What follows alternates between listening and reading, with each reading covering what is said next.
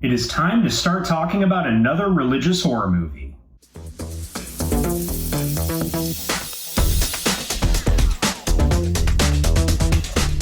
Today I'm reviewing the new low-budget horror film called Leviticus. It blends religious horror, possession, and disturbing elements that we see in our daily lives. Now, there are many possession films that are out there today, so let's see if this one stands out. Let's start with what worked in this film. And the biggest strength of Leviticus is the two leading performances. Both actors carry the entire movie, and since the cast is fairly limited, a lot rests on their shoulders. Also, the film has to really develop their relationship and who they are as people before we get into the horror elements. I found Name in particular to be an incredibly compelling protagonist here. He's constantly conflicted between faith, doubt, religion, and responsibility throughout this film. This internal struggle really makes him feel like a real person instead of just a character that was cookie cutter. His performance gives the story an emotional anchor that causes you to be invested throughout the runtime. The central concept here, although a little familiar, has a unique twist on it. Instead of another straightforward possession story where someone random gets possessed,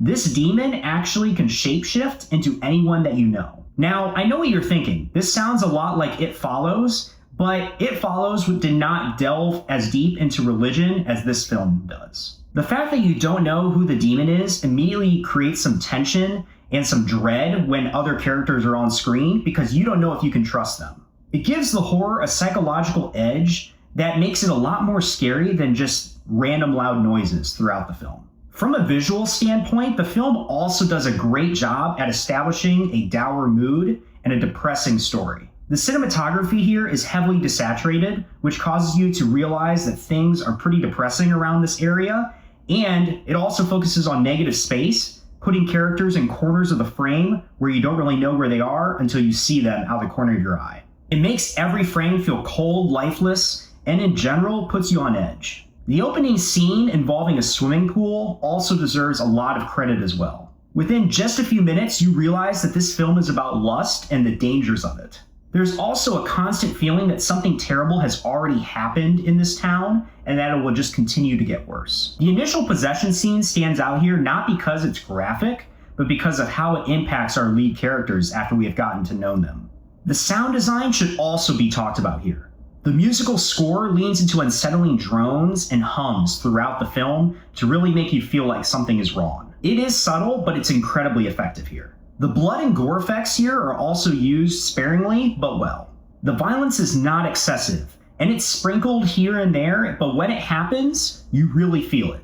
And finally, something else that really works in this film's favor is its short runtime. The runtime is like an hour and 30 minutes, which is pretty great. The film is short, focused, and never feels like it needs to add in an extra subplot to pad out the runtime. But unfortunately, like most films, this horror film does have some issues. Let's delve into it. The biggest issue I have with this film is the pacing at the beginning before we get into the possession. Now, I do understand that the moments leading up to the possession focus on Name and Ryan's relationship and how that evolves throughout the film. We really feel like there's a romantic connection between the two guys, and it really anchors the film in a great way. However, I would say the blending of romance and horror did not always work here. Another disappointment for me involves the two supporting characters, which are Name's mom and sister. They are introduced in a way where you feel like they have something that they're hiding from Name, but they really aren't hiding anything, and they didn't really impact the narrative as much as I wanted them to. I also wanted considerably more from the chaplain here. The chaplain is one of the most unnerving and creepy characters in this film, and we don't get much information about him. I feel if we would have went into like lore and mythology surrounding this demon and how this chaplain's connected to it, it would have made the film a better experience. On the one hand, I do appreciate that Leviticus really holds back from delving into mythology and makes the core of the story fairly simple. However, I also like paranormal events and delving into why they're happening. And finally, we need to talk about the ending. Without spoiling anything, I found the ending to not really resolve all that much, and I felt a little unfulfilled walking out of the theater. It leaves enough unanswered questions about the demon and what exactly is going to happen to it that I wasn't really connected to what happened. So if you're looking for a movie that is genuinely terrifying, I would say Leviticus is not the right film for you. But if you're looking for a horror film that focuses on a relationship between two characters and adds some supernatural horror elements to make a commentary on that experience, then you may like this film. This film is much more disturbing because it's delving into how religion views gay relationships and how those two things frequently butt heads against each other. But in my opinion, it explores it in a mature way that really works with the horror elements as well. So, is Leviticus worth watching? I think it is. No, this isn't the scariest horror movie you'll see all year, like Obsession.